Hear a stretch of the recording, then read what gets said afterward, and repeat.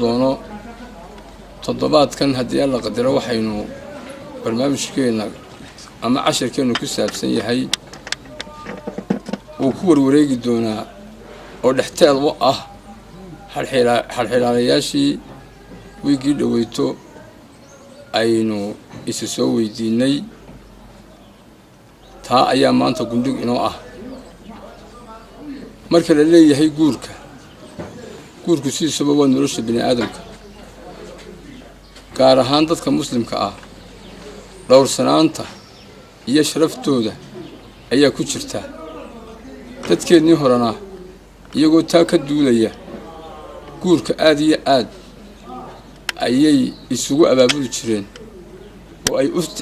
oo ay u tixgelin jireen waxaa jirta maanta haddaba dhalinyarada maanta joogtaa waxay ku xidhiidhaan dadka calafdoonkii waxyaabo fara badan oo maanta la adeegsado sida barahan bulshada internetada websaydyada facebookyada idaacadaha telefishinada moobiladan iyo telefoonadan waxaasoo dhan ayaa maanta lagu xidhiidhaa oo calafdoonku ku wada xidhiidhaa inta badan goobaha waxbarashada la isugu imanaya ka mid ah laakiin si xilligaa hore maxaa lagu wada xidhiidhi jiray halkee baraha bulshada ahayd dadku ku kulmi jiray ilaa dhowr iyo 10 goobood ayaa intaan anagu aqaano ayaan lagu kulmi jiray iyo in kaloo ka badan goobaha lagu kulmi jiray waxa horta ugu horeysay oo horta marka horeysa guurku waxa ka ahaa geed fadhiisiga hablaha waa loo soo geed fadhiisan jiray inankaaga mar baa loo hiiliyaa oo markaad hooyadii guursanaysaba ayaa la yidhi markaa geed fadhiisigu inanta hooyadeed iyo aabbaheed ayaa nin wanaagsan oo u qalma oo la isku hadlayn karo u doori jiray iyaduna sidaa ayay raalli ku noqon jirtayoo sida ugu wanaagsanayd ee dhaqankeena islaamkana waafaqsanayd sidaasay ahayd taasi waa qodob waxaa kaloo jiri jirtay meelo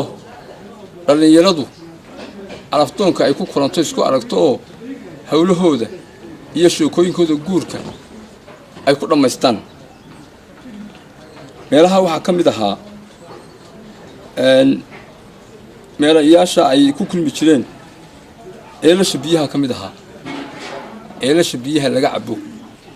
harooyinka baliyada waaweyn xorfadaha durdurada gaamamka ceelasha birqodka kuwa laasaska ah riigagoo iyo barkadoo beriya dambe ahaayo ka dambeeyo iyona dee waqtiyada hore soo gaadhay iyo wax alla wixii la mid oo dhan ayaa lagu kulmi jiray waxaa kaloo lagu kulmi jiray iyaduna goobaha ciyaaraha habeenkii laga ciyaarana calafdoonku isugu iman jirayoo waa tii dee la yidhi sacabka haddaan xereedu ku jirin maxaa habeenkii loo tumaya markaa goobo lagu xidho iyaguna calafdoonku dee halkaa ay arrimahooda ku dhammaystaan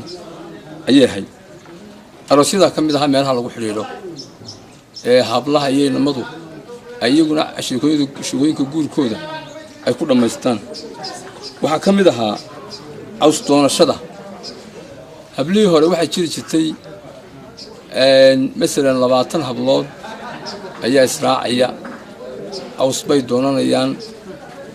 cawskaa marka ay doontaan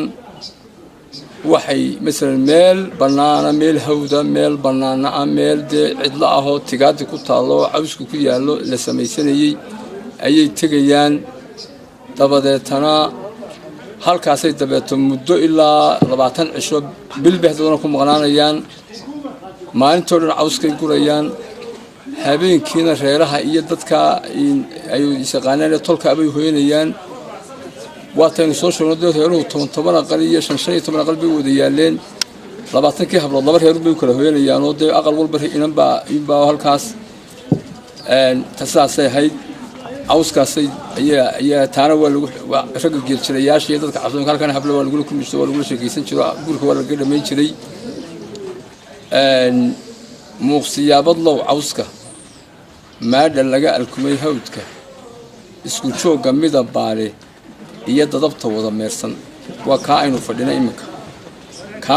kaa iminka aynu fadhino markay soo gurayaan ayaa halkana waa lagula kulmi jiray waxa kaloo iyaduna aad iyo aad u muhiim ah inaynu xusno inkastoo sharci ahaan aanay bannaanayn habla intay keligood maraan inay dee cidla tagaan oo hore u hoydaan oo aanay sharciga islaamka ku bannaanayn haddana xilliga aynu arkayno magaranaysa xilliga aynu sheegayno may dhici jirin inan keliya oo reerkooda ceeb u soo hoysa ama wax xuma oo la diida keenta may dhici jirin inan waliba nafteeda way ka adkay dhaqanka iyo curfiga xilligaa jiray ayaa sida ahaa inantu nafteeda yacnihii way ka adkayd waxaanay ahayd inanta xumaan iyo ceeb samaysaa inan dhimatay oo inay dhimataaba uga roonayd